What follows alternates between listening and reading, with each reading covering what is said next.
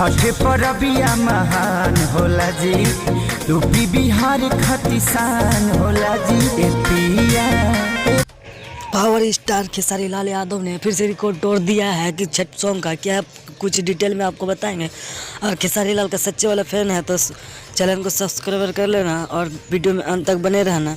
खेसारी लाल यादव का छठ सॉन्ग जो है बहुत सुपर डुपर हो रही है, 2 मिलियन क्रॉस कर चुका है इस गाने को और गाना बहुत सुपर हिट हो रहा है। इस गाने को अंजाम दे खेसारी लाल यादव ने और मही महान ने मिलकर दोनों ने काम किया इस गाने में और बहुत अच्छा सॉन्ग है। इस गाना को ज़रूर से ज़रूर आप सब सपोर्ट करना और खेसारी लाल का फैन है तो ज़्यादा से ज़्यादा सपोर्ट करें इस गाने को। और खेसारी लाल यादव ने फिर से रिकॉर्ड तोड़ दिया है जो कि ऐसा रिकॉर्ड अब तक किसी ने नहीं बनाया है।